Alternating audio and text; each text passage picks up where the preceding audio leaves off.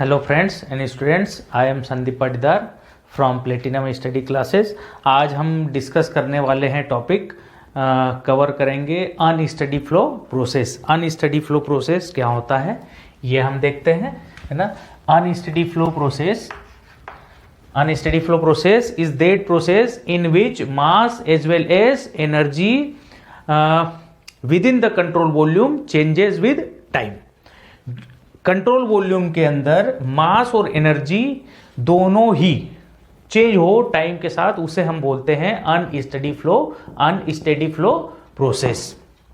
ठीक है, जैसे स्टेडी फ्लो प्रोसेस की जब हम बात करते हैं तो rate of change of property with respect to time is zero, मतलब प्रॉपर्टीज टाइम के साथ चेंज नहीं होंगी, सेम रहेंगी या कांस्टेंट, उसको हम बोलेंगे प्रॉपर्टी कांस्टेंट रहेंगी। जबकि अनस्टेडी फ्लो प्रोसेस में हम बोलते हैं कि प्रॉपर्टीज टाइम के साथ चेंज होंगी within the control volume. इसका मतलब है कि mass flow rate in is greater than और less than mass flow rate at out.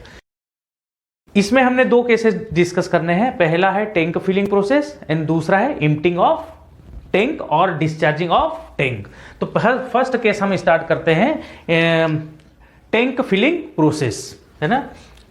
तो पहला है टैंक फिलिंग प्रोसेस, दूसरा है एम्प्टिंग ऑफ टैंक और डिस्चार्जिंग ऑफ टैंक। हम फर्स्ट वाला केस डिस्कस करने जा रहे हैं, that is tank filling process, है ना।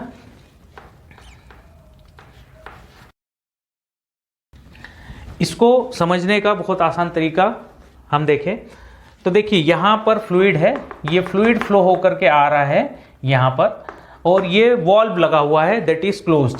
Valve is closed. क्या है इनिशियल कंडीशन?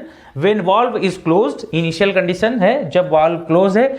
जब वाल्व क्लोज है, हो सकता है कि इसके अंदर कोई मास होगा, that will be mi। Internal energy होगी, दैट विल बी ui। मतलब I for initial condition, initial mass, initial internal energy, initial pressure, initial enthalpy, है ना। ये इनिशियल कंडीशन में ये हो सकता है। ठीक है, जब आपने वॉल्व को क्लोज करके रखा, इनिशियल कंडीशन में ये हो सकता है। mi क्या है? mi is the initial mass,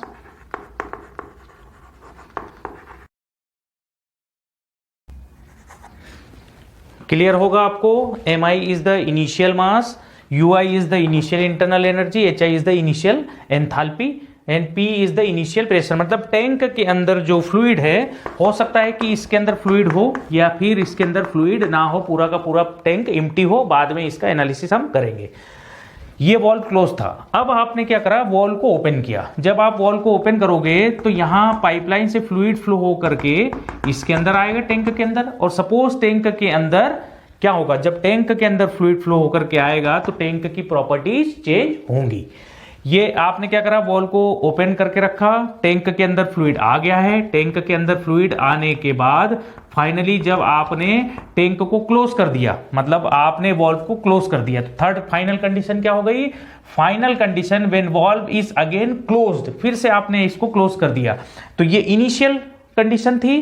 final condition में हम क्या बोल देंगे?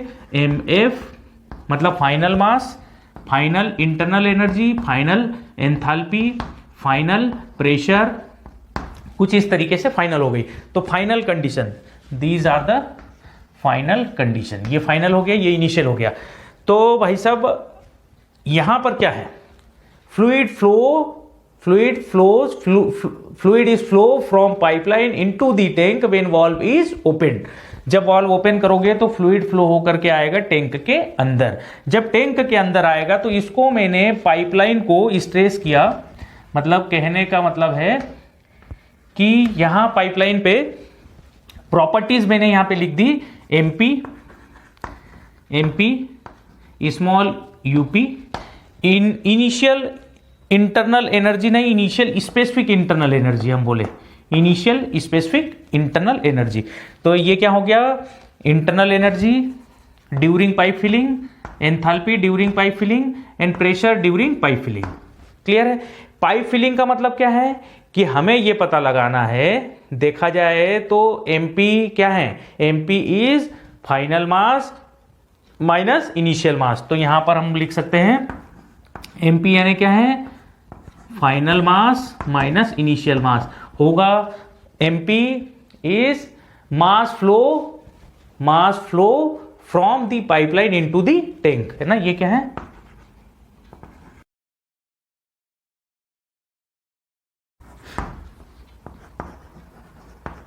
इनटू द टैंक, क्या है, mass flow from pipeline into the tank, from the pipeline to tank, ये हो गया mp। तो इसी तरीके से अगर मैं up लिखूं, है ना, इसी तरीके से अगर मैं लिखूं up, इंटरनल एनर्जी जो पाइपलाइन से फ्लो होकर के आई, that is final specific internal energy minus initial specific internal energy, बिल्कुल सेम चीज। Enthalpy final H final minus H initial, final enthalpy minus initial enthalpy, कुछ इस तरीके से हम इसको लिख सकते हैं। ठीक है, तो आपको थोड़ा सा क्लियर होगा इसमें कि यहां पर पाइपलाइन से जो आ रहा है that will be difference of final minus initial. ठीक है, unsteady flow energy equation derive कर लेते हैं। इसके लिए आपको एक सिंपल इक्वेशन मैं बताता हूं, उस इक्वेशन को याद करके या उस इक्वेशन को अप्लाई करने के बाद हम इसका डेरिवेशन कर लेते हैं। ठीक है, तो चेंज इन मास लिख देता हूं, फिर आपको एक्सप्लेन करता हूं।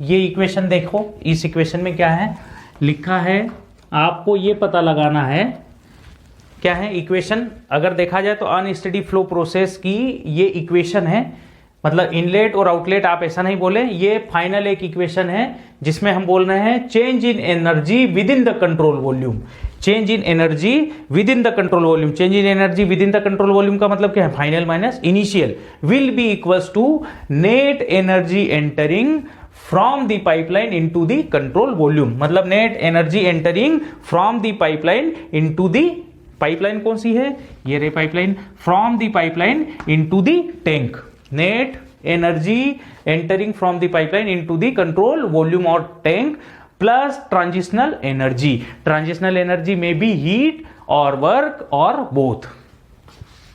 ट्रांजिशनल एनर्जी क्या हो सकती है, Q और W और बोथ, Q और W और बोथ, है ना, दोनों हो सकते हैं। तो जल्दी से इसको लिखे, change in energy within the control volume क्या होगी, change in kinetic energy plus change in potential energy plus change in internal energy, क्या करेंगे within the control volume, है ना, net change in energy in the CV equals to क्या होगा, change in kinetic energy plus change in potential energy plus change in internal energy from the pipeline into the tank, है ना, from pipeline plus Q plus W, है ना, Q plus W, मतलब heat हो सकता है कि ट्रांजिशनल एनर्जी यानी इसके साथ जो फ्लूइड आ रहा है, जिस प्रेशर जितना मास और एंथैल्पी इंटरनल एनर्जी के साथ आ रहा है, उस मास के साथ हीट और वर्क भी हो सकता है, इसीलिए transitional energy Q plus W हमने लिया है। अब देखिए लेफ्ट हैंड साइड में change in energy within the control volume, इसका मतलब क्या है, change in energy within the control volume का मतलब है फाइनल माइनस इनिशियल। अब हमें कुछ टर्म को नेग्लेक्ट करना पड़ेगा, नेग्लेक्ट क्यों करना पड़ेगा, अब देखिए जब आपके पास कोई टैंक है, टैंक में सपोज मास था पहले 5 kg, सपोज ऐसे में हमने मान लिया कि मास था 5 kg और इंटरनल एनर्जी सपोज थी 100 किलो जूल पर केजी, 100 किलो जूल पर केजी, ऐसा एग्जांपल ले लिया। और फाइनल मास हमने देखा कि final mass is 50 kg and final internal energy is 500 kilo joule पर केजी या 550 किलोजूल पर केजी। तो आपको क्या पता लगा, यह 650 किलोजूल पर केजी। तो आपको क्या पता लगा कि इनिशियल मास और final mass minus initial mass, तो आपको क्या पता लगा कि कितना मास पाइपलाइन से आया है, दैट इज 45 केजी, और कितनी इंटरनल एनर्जी सिस्टम के अंदर ऐड हुई है या बढ़ी है। तो 650 माइनस 100 that is 550 kilojoule per KG, इतनी इंटरनल एनर्जी सिस्टम के अंदर बढ़ी। तो change in energy within the control volume में kinetic energy will be zero, potential energy will be zero, only internal energy will remain. ऐसा क्यों, मैं आपको बताता हूं। काइनेटिक एनर्जी यहां पे एजम्पशन जीरो है, यहां पे एजम्पशन जीरो है, ये क्या है, एजम्पशन है ना, एजम्पशन। ऐसा हम इसलिए ले रहे हैं, मैं आपको बताऊंगा कि यहां पर हम दो चीजों को मतलब जीरो ले रहे हैं, और यहां पर हम पोटेंशियल एनर्जी को जीरो लेंगे, यहां पर हम पोटेंशियल एनर्जी को जीरो लेंगे। ऐसा क्यों, मैं आपको बताता हूं। ऐसा इसलिए है कि change in internal energy within the control volume क्या है कि जब मास आ रहा था तब मॉलिक्यूल इधर उधर डिस्ट्रीब्यूट हो रहे थे या मॉलिक्यूल्स के पास मूवमेंट था। लेकिन ये जो कंडीशन आपको दिखा रहा है कि जब मॉलिक्यूल अपनी जगह पर सेटल डाउन हो गए, मॉलिक्यूल का हिलना डुलना बंद हो गया, उस कंडीशन में हमने देखा कि चेंज इन काइनेटिक एनर्जी जो हमने लिया है फाइनल कंडीशन में, that will considered as zero, potential energy considered as zero. या हम बोले कि जहां से आ रहा है और जहां जा रहा है वो सेम इलेवेशन हाइट पे है, एक ही लोकेशन पे है, इसलिए हमने सिर्फ इंटरनल एनर्जी यहां पर बचेगी। Net energy entering from the pipeline into the control volume, इसमें काइनेटिक एनर्जी का रोल है। वैल्यू इक्वेशन हम यूज करेंगे, बाद में हम उसकी वेलोसिटीज को कंपेयर कर सकते हैं कि अगर इनलेट पे वेलोसिटी या वेलोसिटी में बहुत कम वेरिएशन है तो इसको भी हम नेग्लेक्ट कर सकते हैं। तो बस अब इस इक्वेशन को सॉल्व करिए। काइनेटिक एनर्जी रहेगा internal energy, heat plus work from the pipeline. Difference समझिएगा, ये with in the control volume है और ये क्या है, फ्रॉम द पाइपलाइन। ये पाइपलाइन मतलब कंट्रोल वॉल्यूम में जितनी एनर्जी चेंज हुई, और ये बता रहा है कि एनर्जी चेंज पाइपलाइन से कंट्रोल वॉल्यूम में। कुछ इक्वेशन आगे लिखूंगा, आपको क्लियर हो जाएगा। तो मैं इसको क्या लिख सकता हूं, internal energy, change in internal energy, change in internal energy, तो mass, final mass into internal final internal energy minus initial mass into initial internal energy, and that is equals to kinetic energy mp cp square divided by 2 plus, ये तो zero ले लिया, ये हो गया mp up plus q plus w। Clear होगी मेरी बात। Final internal energy minus initial internal energy, ये हो गया विद इन द cv, और ये फ्रॉम द पाइपलाइन, पाइपलाइन में mp cp square by 2 kinetic energy हो गई। विद रिस्पेक्ट टू क्या है, पाइपलाइन, पाइपलाइन से कितनी एनर्जी आई टैंकर के अंदर, तो इसलिए P सिंबल किसके लिए है, पाइपलाइन के लिए है ना। P का मतलब क्या है, पाइपलाइन, ठीक है, प्लस W। इसको जल्दी से सॉल्व कर लो। अच्छा, इस इक्वेशन में और इसको फर्दर सॉल्व करें, mf uf minus mi ui equals to mp को मैं क्या लिख सकता हूं, mp equals to mf minus mi। यहां पे क्या लिख सकता हूं मैं, mp को, पूरे mp को कॉमन ले लिया, mp in bracket cp square divided by 2 plus up plus एक और चीज जो w है, w is the displacement work. w क्या है, w इज डिस्प्लेसमेंट वर्क,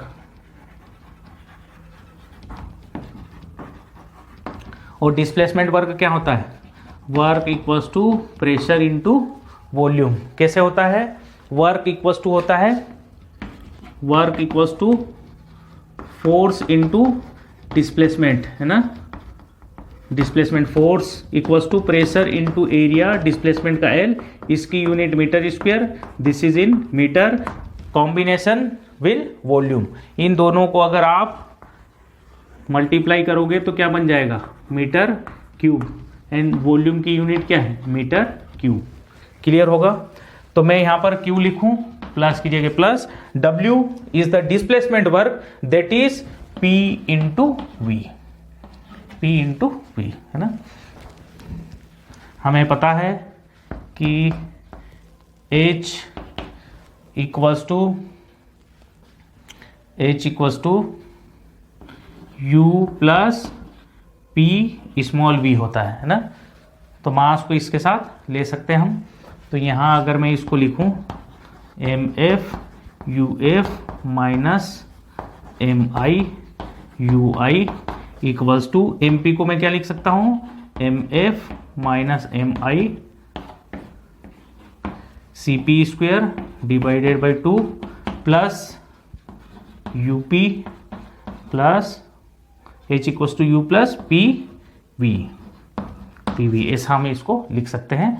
और पूरा ब्रैकेट का जो pv है, यहाँ पर एक काम हम कर सकते हैं, this will be small volume. Small volume का मतलब क्या है, वॉल्यूम पर यूनिट मास, मतलब स्मॉल v का मतलब है volume per unit mass.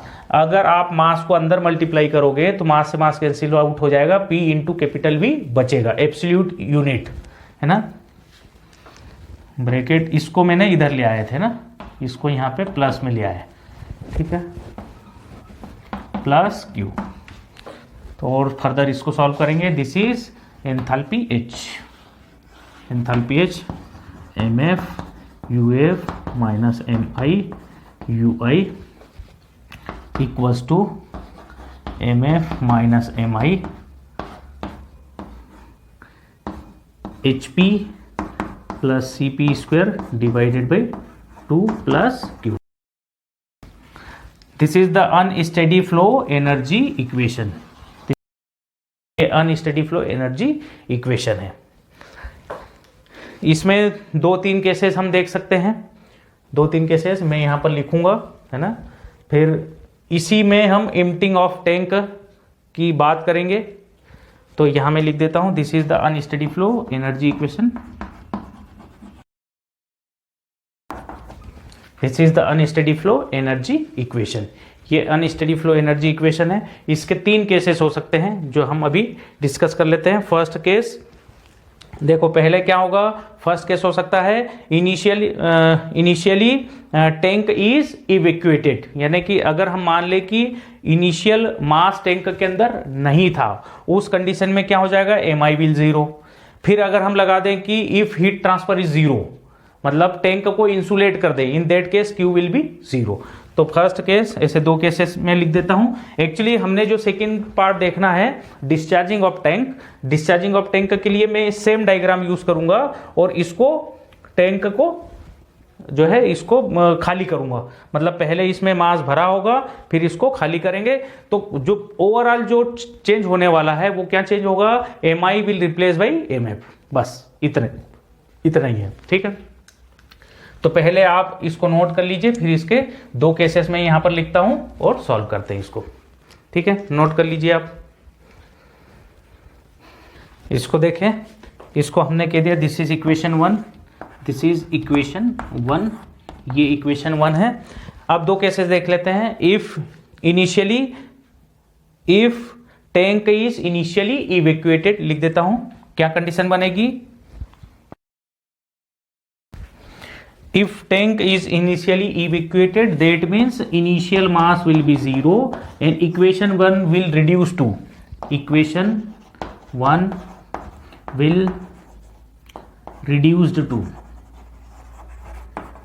reduce होकर क्या आ जाएगी, लिखें mf uf equals to mf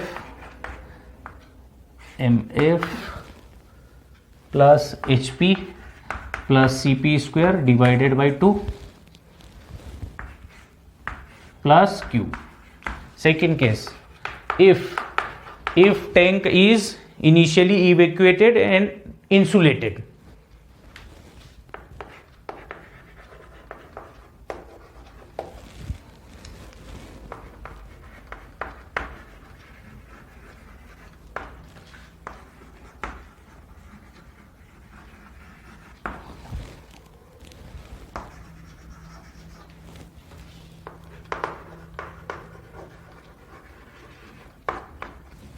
हाँ जी, टैंक अगर इनिशियली इवैक्यूएटेड होगा, evacuated, that means mi will 0, and if the tank is insulated q will 0. Equation 1 will reduce to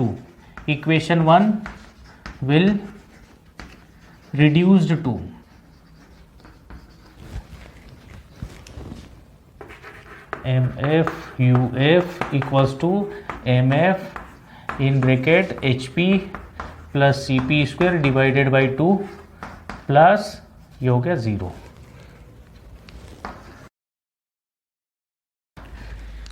जल्दी से आप नोट करिए, इसके बाद हम देखेंगे एम्प्टिंग ऑफ टैंक और discharging of tank. Second case note down. Second case हम देख लेते हैं, डिस्चार्जिंग ऑफ टैंक और एम्प्टिंग ऑफ टैंक, है ना।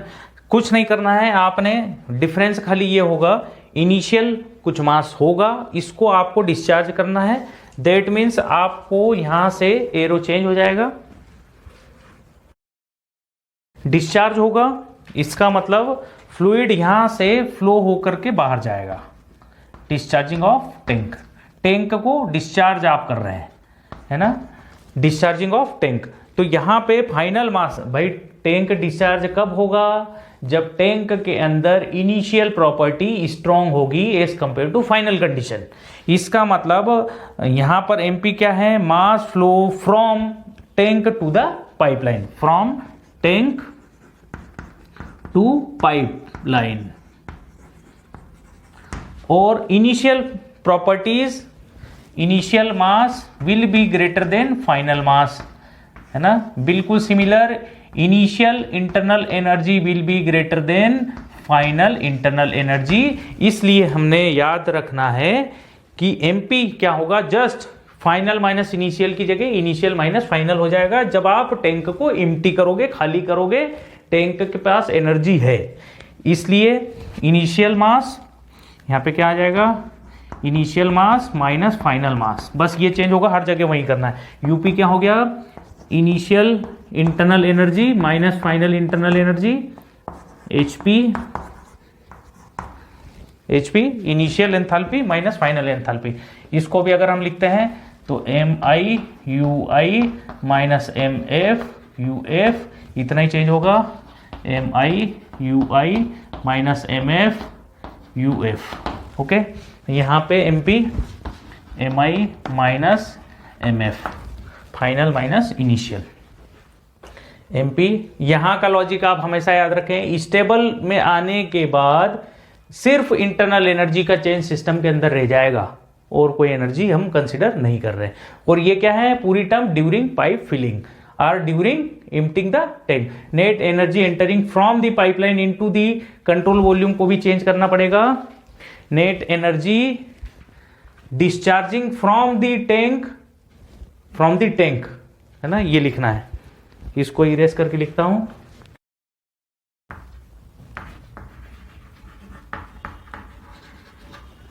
Net energy leaving from the tank और control volume into the pipeline. Discharging का केस है, net energy leaving from the tank into the pipeline plus transitional energy, बिल्कुल सेम चीज, M I minus M F हो गया। यहां पर भी चेंज हमने कर दिया, इसको फिर से लिखेंगे, M I U I minus M F U F plus M P को हम लिख देंगे M I minus M F. ठीक है, बिल्कुल similar, M I U I minus M F U F equals to M I minus M F. इसके भी अलग अलग केस देख लें। If tank is finally evacuated, मतलब डिस्चार्ज होने के बाद टैंक में कोई मास ना बचे, तब क्या होगा, M F will 0। If tank is finally evacuated, that means mass of final mass will be 0. Equation 1 will reduce to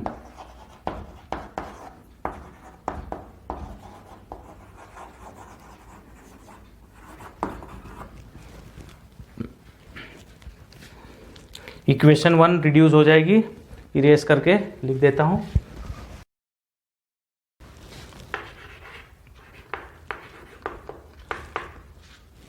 M I U I equals to M I in bracket H P plus C P square divided by 2 plus Q. दूसरा क्या हो सकता है, if final mass is 0 and tank is insulated.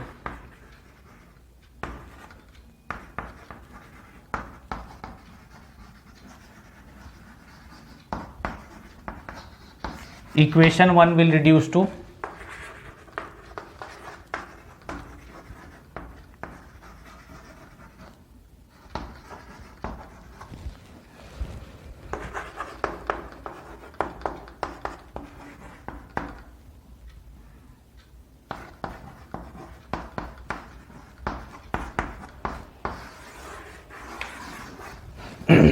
आगे अगर एक और चीज आप करें कि जो डिस्चार्ज हो रहा है ये बहुत ही स्लो रेट से अगर हो, if discharge is very very very slow, in that case M I U I will be equals to M I H P. तो थर्ड केस क्या हो सकता है, if M F final tank पूरे तरीके से खाली हो गया एंड हीट ट्रांसफर इज 0, टैंक से कोई हीट ट्रांसफर नहीं है, discharging velocity is very slow, Cp equals to 0, मतलब discharging velocity is very slow.